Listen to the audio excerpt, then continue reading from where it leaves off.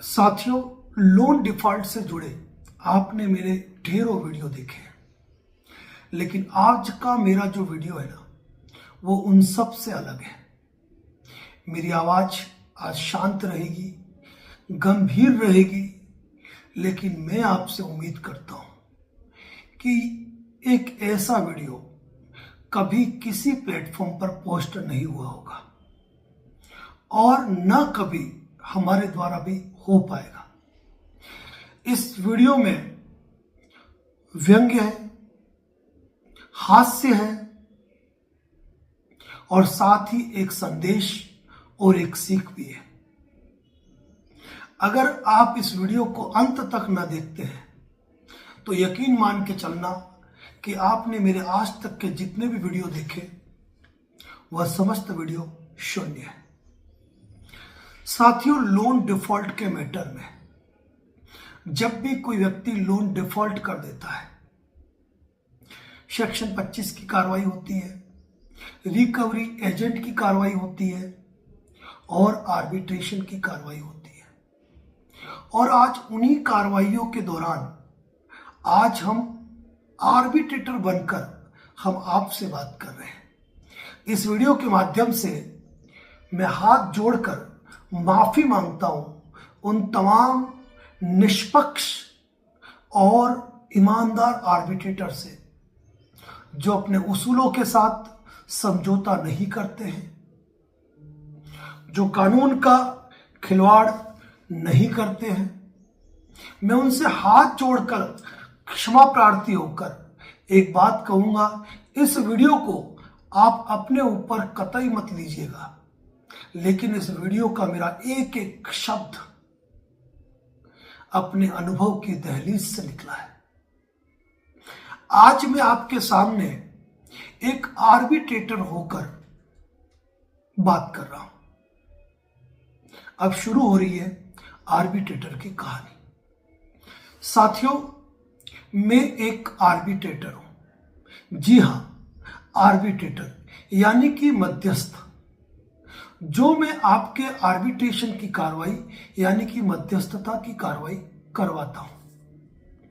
मैं आपको स्पष्ट रूप से कहता हूं कि आर्बिट्रेशन एवं कॉन्सिलेशन एक्ट 1996 से मैं गवर्न होता हूं। मैं रिटायर्ड जज भी हूं, मैं एक अच्छा वकील भी हूं, मुझे कानून की भली भांति समझ है और आर्बिट्रेशन एक्ट को मैंने घोल कर पिया हुआ है। लोन डिफॉल्ट के मैटर में एनबीएफसी कंपनियां, बैंक मुझे आर्बिट्रेटर अपॉइंट करती है और जब वो मुझे आर्बिट्रेटर अपॉइंट करती है तो वो मुझसे उम्मीद करती है कि मैं उनके डूबे धन को किसी भी तरह से वापस निकालने में अपनी महती भूमिका निभाऊं।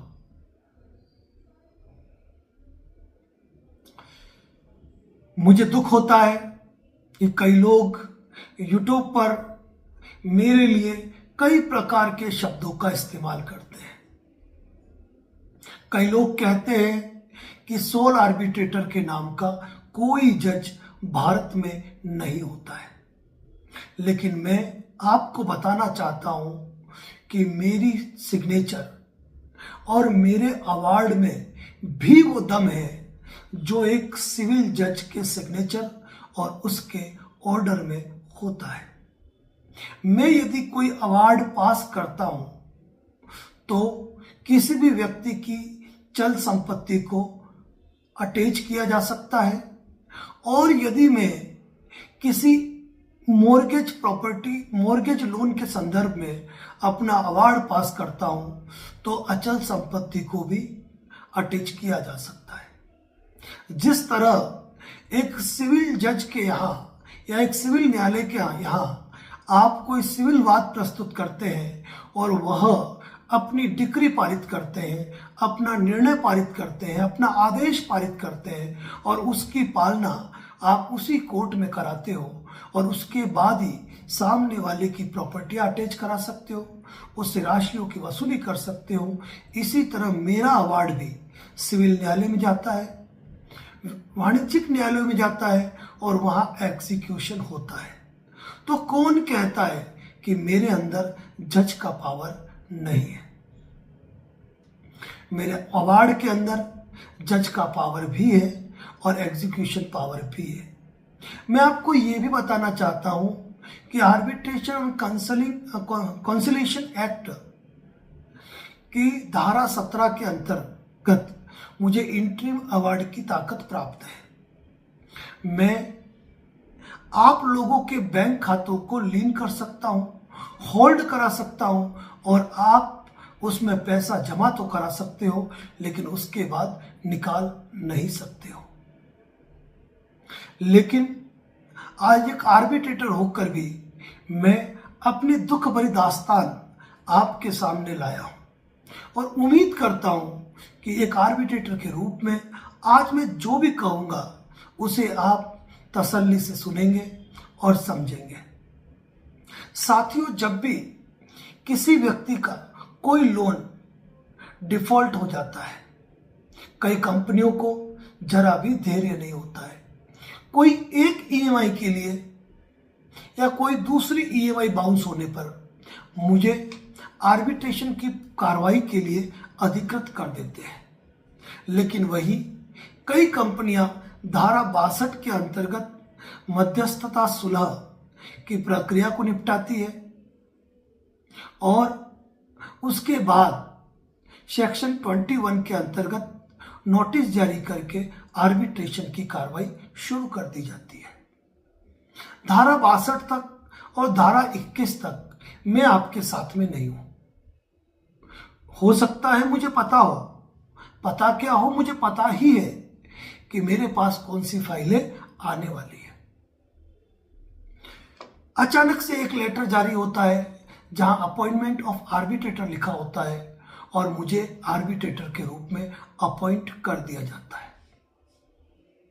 एनबीएफसी कंपनी के या बैंक के जो प्रतिनिधि है वह मेरे सामने क्लेम की फाइल रखते हैं और उस फाइल को देखकर मैं आप लोगों को आर्बिट्रेशन के लिए नोटिस भेजता हूं और नोटिस भेजकर मैं तारीख निर्धारित करता हूं 7 दिन की, 8 दिन की या 10 दिन की, और उस तारीख पर आपसे उम्मीद करता हूं कि आप मेरी ऑनलाइन मीटिंग में उपस्थित हो, चाहे वो गूगल मीट पे हो, चाहे वो जूम पे हो या किसी वीडियो लिंक पे हो, आप मेरे साथ जुड़े।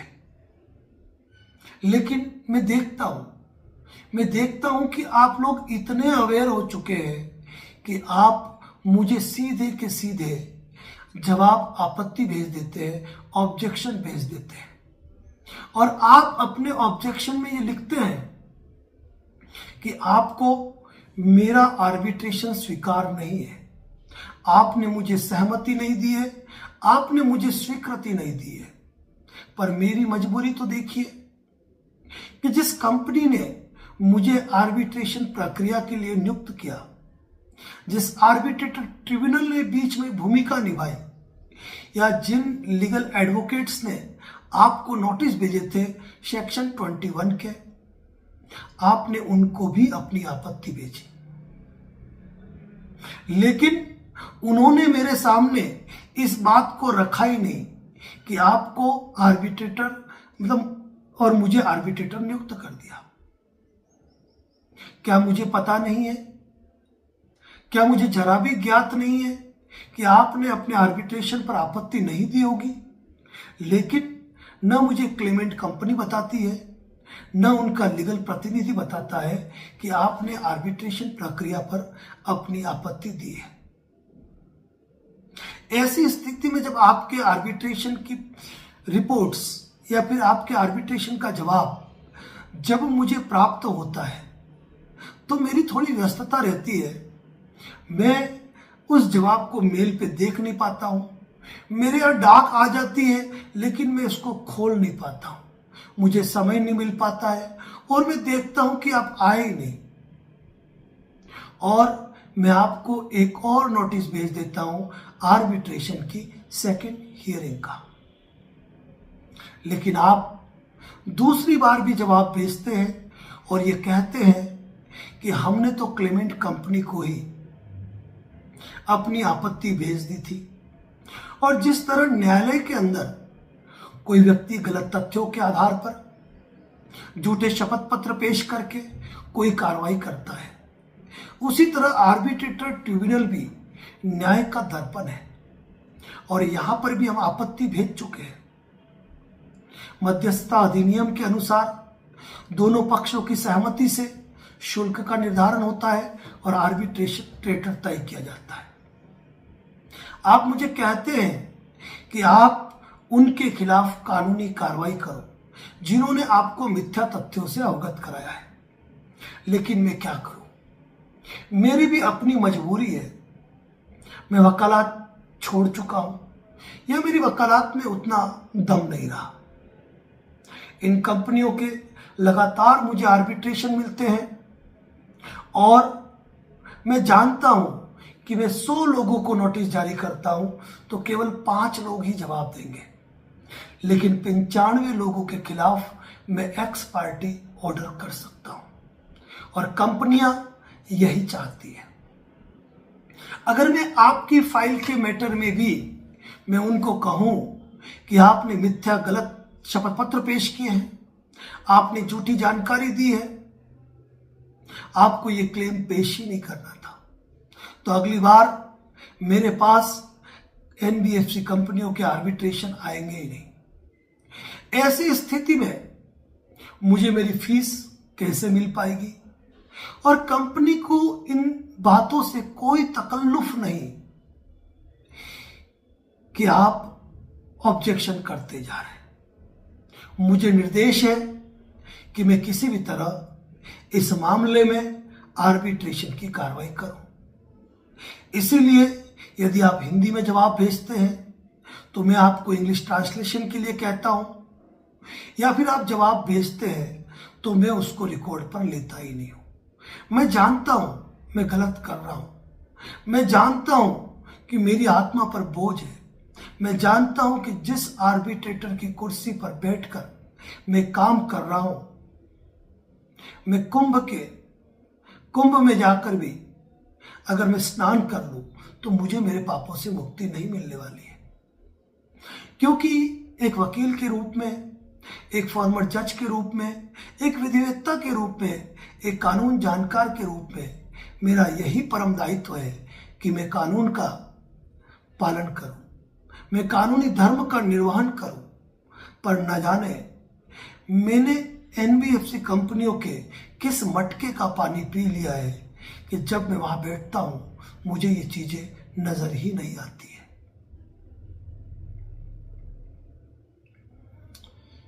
आपका जवाब मिल गया, आपके पास रजिस्टर्ड पोस्ट की रसीद है, आपके पास डिलीवरी ट्रैकिंग रिपोर्ट है, आपके पास नोटिस की कॉपी है, लेकिन फिर भी आपने मेल भेजा है, आपके सेंट आइटम में मेल की कॉपी भी है। कई बार तो ऐसा हो जाता है कि मैं आपको एक ऐसा पता देता हूं जिस पते पर मैं रहता ही नहीं हूं, ना वहां पर मेरा कोई कार्यालय है, ना मेरा घर है, फिर भी मैंने अपनी एक अदालत बना ली है, एक छोटा सा कटघरा बना लिया है जहां मैं आभासी रूप से आपको खड़ा करता हूं। लेकिन ये क्या, आप लोग जब पोस्ट ऑफिस से भेजते हो तो न जाने कितनी डाक आती है और नो सच पर्सन लिखकर वो डाक के वापस चली जाती है। धीरे धीरे आप भी कानून के जानकार हो चुके हैं और उन लिफाफों को खोलते नहीं हैं। साथियों, मैं पूरा प्रयास करता हूं, पूरा प्रयास कि मैं एक तो ऐसा नोटिस दूं जहां आप जवाब न दे पाए। इसीलिए कभी कभी मैं बैकडेट का खेल भी खेलता हूं। आपकी सुनवाई की तारीख मैं 7 रखता हूं और मैं आपको नोटिस जारी करने की तारीख 30 लिखता हूं, लेकिन मैं भेजता हूं 3 या 4 तारीख को, जो आपको या तो 6 तारीख को मिलता है या 7 तारीख को मिलता है, या हो सकता है 7 तारीख निकल भी जाए। समय के अभाव पर या पूर्ण तामील न होने पर आप उसका जवाब भी पेश नहीं कर सकते हो। लेकिन ये क्या, मैंने ये भी देख लिया कि आप लोग खुला लिख देते हो कि आपने जो लिफाफा भेजा उसके ट्रैकिंग रिपोर्ट हमने निकाल ली, 30 तारीख की डेट लगी थी, आपने 4 तारीख को पोस्ट किया, मुझे 7 तारीख को मिला। तो कैसे कैसे मैं जवाब देता? मैं आपके इन तमाम रिकॉर्ड्स को अपने रिकॉर्ड्स पर लेना नहीं चाहता हूं। आपकी इन तमाम बातों को मैं रिकॉर्ड पर लेना नहीं चाहता हूं। मैं जानता हूं कि इस अवस्था में यदि मैंने आपके इन तमाम आपत्तियों को यदि रिकॉर्ड पर लिया तो मैं आपके खिलाफ आर्बिट्रेशन की कोई भी कार्रवाई नहीं कर पाऊंगा। मुझे, आप तो आर्बिट्रेशन का शुल्क देने वाले हैं नहीं, मुझे आर्बिट्रेशन का शुल्क जो देने वाले हैं वो है एनबीएफसी कंपनियां, जिनका एक ही ध्येय है कि किसी भी तरह से आर्बिट्रेशन की कार्रवाई पूरी हो, और वही काम मैं करता हूं। लेकिन क्या मेरे आर्बिट्रेशन अवार्ड के हो जाने पर क्या आपके खिलाफ कोई कार्रवाई होती है? क्या एनबीएफसी कंपनी आपके घर का सामान उठा सकती है? तो मैं आपको कहना चाहता हूं दुख के साथ, यदि मेरे हर नोटिस का आपने मेल के जरिए, रजिस्टर्ड पोस्ट के जरिए यदि आपने जवाब दे दिया ना, तो भले ही मैं आपको नोटिस पे नोटिस जारी करता रहूं, उस नोटिस का कोई अर्थ नहीं है। साथियों, कुछ लोन डिफॉल्टर्स ऐसे भी हैं जिन साथियों ने, जब मैंने आर्बिट्रेटर का नोटिस भेजा तो उन्होंने जवाब मुझे नहीं देके क्लेमेंट कंपनी को दिया। वहां मुझे आर्बिट्रेशन अवार्ड करने में जरा भी दिक्कत नहीं होती है, मैं आर्बिट्रेशन अवार्ड कर देता हूं, क्योंकि कानून ये कहता है कि जब मैंने आपको नोटिस भेजा है तो आपको उसका जवाब मुझे ही देना है। मैं जानता हूं आप मुझे मेल करते हो, मैं मेल को इग्नोर कर सकता हूं, लेकिन आप ये जो जरिए रजिस्टर्ड पोस्ट भेजते हो ना, ये मेरे लिए मुसीबत का सबब बन चुका है। ये सच है कि मैं कंपनी का पक्षधर बन जाता हूं, यह सच है कि मैं आपके तमाम आने वाले जवाबों को नहीं देखता हूं, लेकिन यह भी उतना ही सच है कि मैं केवल आपकी एक गलती का इंतजार करता हूं कि आप मुझे कब जवाब नहीं दें। लेकिन ये क्या, मैं फर्स्ट हियरिंग का नोटिस भेज रहा हूं, आप उसका भी जवाब दे रहे हैं।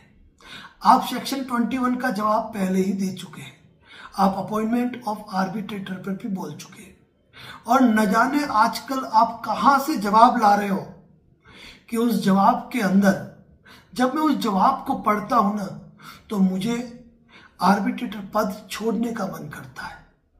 लेकिन मेरी मजबूरी है, अगर मैं इनको छोड़ दूंगा तो मैं करूंगा क्या? क्योंकि कंपनियों से मुझे बेनिफिट मिलता है, मुझे लाभांश मिलता है। लेकिन आज मैं आपके सामने एक सच को बयान करने जा रहा हूं, और वो सच ये है कि अगर मैं नहीं होऊंगा ना, अगर मैं आर्बिट्रेटर नहीं होऊंगा तो आपके लोन के सेटलमेंट भी नहीं होंगे। ये भी उतनी ही बड़ी सच्चाई है। सेक्शन 25 का केस लंबा चलता है, 138 एनआई एक्ट का केस अच्छा चलता है, लंबा चलता है, लेकिन आप लोगों ने प्रायर नोटिस भेजकर न केवल आर्बिट्रेशन पे कैविएट लगाई है, अपितु सेक्शन 25, 138 एनआई एक्ट और रिकवरी एजेंट्स को भी प्रभावित किया है। मैं कभी नहीं चाहूंगा कि मैं आपके लिए कुछ गलत लिखूं। दुनिया का कोई भी जज, मजिस्ट्रेट जब किसी को सजा लिखता है ना, उसकी भी आत्मा दुखती है, उसका भी मन दुखता है। मैं जानता हूं आपके खिलाफ जो आर्बिट्रेशन की कार्रवाई की जा रही है ना, वह गलत तरीके से की जा रही है, आपके जवाब को रिकॉर्ड पर नहीं लिया जा रहा है। लेकिन सच क्या है? सच यही है कि आपके सेटलमेंट भी तभी होंगे जब मैं अपनी महत्वपूर्ण भूमिका निभाऊंगा। और जब मैं अपनी महत्वपूर्ण भूमिका निभाऊंगा, आपको नोटिस भेजूंगा, और आप जब नोटिस का जवाब देंगे ना, तभी मेरा आर्बिट्रेशन प्रभावित होगा और आप सेटलमेंट कर सकते हो। साथियों, मैं यही कहना चाहूंगा इस वीडियो के माध्यम से, मेरा भी दिल दुखता है, मेरी भी आत्मा दुखती है कि आप लोग पहले से परेशान हो। विषम परिस्थितियों के चलते, आर्थिक हालातों के चलते आप जो लोन नहीं भर पा रहे हो, कहीं ना कहीं वो दर्द मुझे भी दिखाई देता है।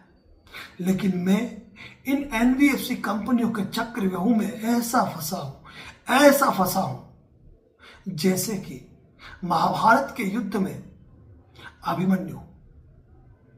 मैं इस चक्रव्यूह से बाहर नहीं निकल सकता हूं, लेकिन आप तमाम साथियों से मैं एक आर्बिट्रेटर के रूप में एक महत्वपूर्ण बात कहना चाहूंगा, एक महत्वपूर्ण बात। और वो बात यह है कि मैं हर महीने कम से कम 100, 200, 500 अवार्ड जारी करता हूं, लेकिन मुझे आपत्तियां कितनी आती है मालूम है? 100 में से 4। अब ऐसी स्थिति में भी मैं अपने जमीर को रोंद कर, अपने सीने पे पत्थर रखकर, अपनी आत्मा पर बोझ लेकर भी आपको बार बार बार बार बार बार नोटिस भेजता हूं। मैं जानता हूं मैं गलत कर रहा हूं। मुझे पता है कि यदि आपने इसकी शिकायत, अगर मैंने 2-3 बार अपने ही नोटिस आपको भेजे हैं, और अगर आपने इसकी शिकायत supreme court registrar, high court registrar, स्थानीय सेशन जिला न्यायालय जिस हाई कोर्ट के अंतर्गत में हूं, वहां के registrar, bar council of India, state bar council, और मैं जहां प्रैक्टिस करता हूं या जहां मैं वर्किंग करता हूं, वहां के बार एसोसिएशन के साथ, यदि आपने आरबीआई को, एमसीए को यदि उस जवाब की कॉपी भेज दी, अंतिम जवाब की, तो मैं जानता हूं मुझ पे कितने बुरे प्रभाव आ सकते हैं। इसीलिए मैं आपसे निवेदन करना चाहता हूं, मैं आपके खिलाफ कोई अवार्ड पास नहीं करना चाहता हूं, लेकिन मेरी मजबूरी है। मुझे अपने परिवार को पालना है, मुझे अपनी जिम्मेदारियां निभानी है, और इन्हीं जिम्मेदारों के चलते मन मात्र चंद राशि के लिए मैं गलत कर रहा हूं। लेकिन फिर भी मैं आज आपको एक ऐसा सजेशन देता हूं कि जब भी आपको कभी आर्बिट्रेशन का नोटिस आए ना, आप मेल के जरिए जवाब दीजिए, लेकिन रजिस्टर्ड पोस्ट जरूर कीजिए। अगर बंद लिफाफा रिटर्न आ जाता है तो आप मुझे मेल कर दीजिए, थोड़ा डरावना मेल कर दीजिए कि आप उस जगह आर्बिट्रेशन की प्रक्रिया कैसे कर सकते हैं जहां आप मौजूद ही नहीं है। अगर आप मुझे लगातार जवाब दे रहे हैं तो आप नोट डालते रहिए अपने जवाब में कि आप पहले मुझे कितनी बार जवाब दे चुके हैं और वो जवाब मुझे कब कब मिले हैं। अगर आप लोग आर्बिट्रेशन के मैटर में 4 या 5 बार मुझे जवाब देंगे ना, मैं जानता हूं मैं अवार्ड पास भी कर दूंगा ना, तो कंपनी उसको एग्जीक्यूशन के लिए नहीं लाएगी। क्योंकि जब मैं अवार्ड पास करके कंपनियों को उसकी कॉपी दूंगा तो उसके साथ फाइल दूंगा और उस फाइल में आपके डॉक्यूमेंट लगे हुए हैं। मैं भली भांति जानता हूं, मैं भली भांति वाकिफ हूं इस तथ्य से कि जब ये आर्बिट्रेशन अवार्ड एग्जीक्यूट होने के लिए आपके जिला न्यायालय में आएगा तो आप वहां पर अपने उन तमाम डॉक्यूमेंट्स को प्रेजेंट करने वाले हो जो आपने मुझे भेजे हैं। साथ ही मैं गुनहगार हूं माननीय सुप्रीम कोर्ट का, विभिन्न हाई कोर्ट का और आर्बिट्रेशन एक्ट का कि जमीर पर पत्थर रखकर मैं आपके खिलाफ अवार्ड पास करता हूं। लेकिन मैं जानता हूं यदि आपने जवाब दिए हैं, हर नोटिस का जवाब दे दिया, तो फिर मैं अवार्ड पास भी कर दूं ना तो कुछ भी नहीं होना है। कंपनियां उसका एग्जीक्यूशन कभी नहीं करा पाएगी, कभी नहीं, ये मान के चलिए आप। इसीलिए जब भी मैं कोई नोटिस भेजूं ना, आप मुझे अपना जवाब जरूर भेजें। चाहे मैं एक बार भेजूं, 2 बार भेजूं, तीसरी बार भेजूं, आप मुझे जवाब देते रहिए। रजिस्टर्ड पोस्ट से दीजिए और उसकी ट्रैकिंग रिपोर्ट निकाल के रखिए। मैं जानता हूं मैं जो कार्रवाई कर रहा हूं वह माननीय सर्वोच्च न्यायालय, विभिन्न राज्यों के उच्च न्यायालय और स्वयं आर्बिट्रेशन एक्ट का भी उल्लंघन है। लेकिन यदि मैं आपके जवाब को रिकॉर्ड पे लेकर अगर आपके आर्बिट्रेशन को बंद कर देता हूं ना, दूसरी बार मुझे काम नहीं मिलेगा और ये मेरी मजबूरी है, मुझे करना है। आप रिकवरी एजेंट के दर्द को समझ सकते हो, मुझ आर्बिट्रेटर के दर्द को भी समझो। बस इस वीडियो में मैं आपको एक ही संदेश देना चाहता हूं। आर्बिट्रेशन का एक ऐसा जवाब बनाए, एक ऐसा जवाब बनाए जिसको आप मल्टीपल यूज कर सकते हो सभी कंपनियों के लिए।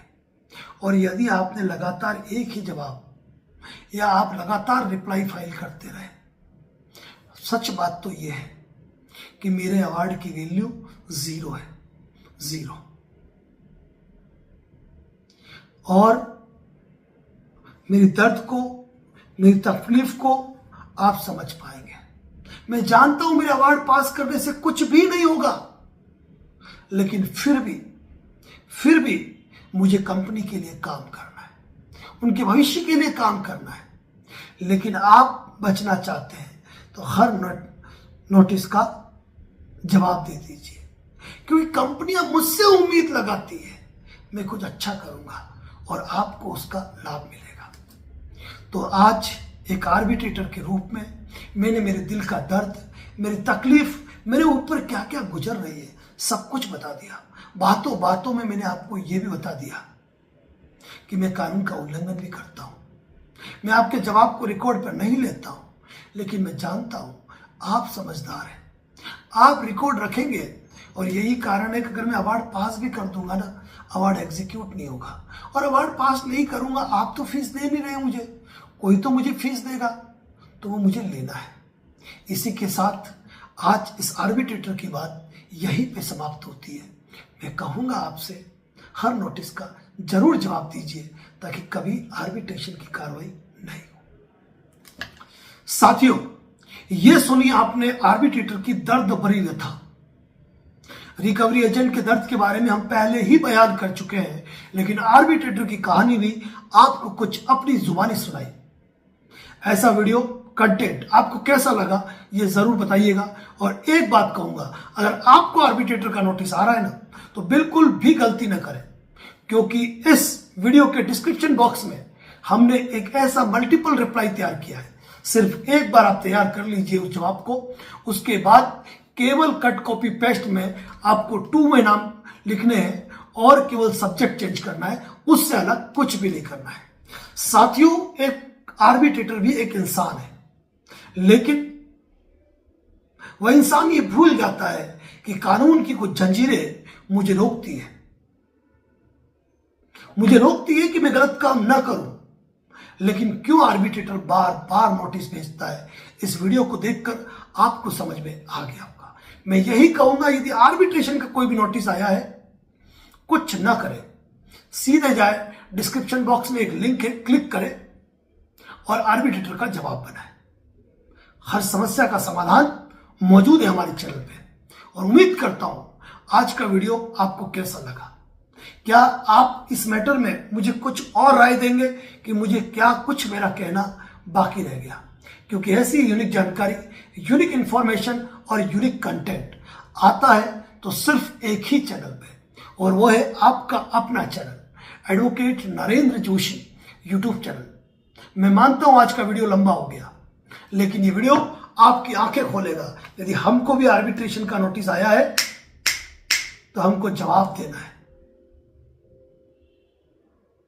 अगले किस टॉपिक पर वीडियो चाहेंगे आप मुझे जरूर बताएं, क्योंकि मार्च का महीना आ रहा है और हम बरसेंगे ब्रह्मास्त्रों के साथ, हम बरसेंगे दिव्यास्त्रों के साथ। और जिन आर्बिट्रेटर साहब ने इस वीडियो को सुना है ना, उनको कहूंगा प्लीज बंद करें। ये बात अलग है कि आप बंद करोगे दूसरे चालू करेंगे, लेकिन कुछ तो फर्क पढ़ना चाहिए। Thank you so much.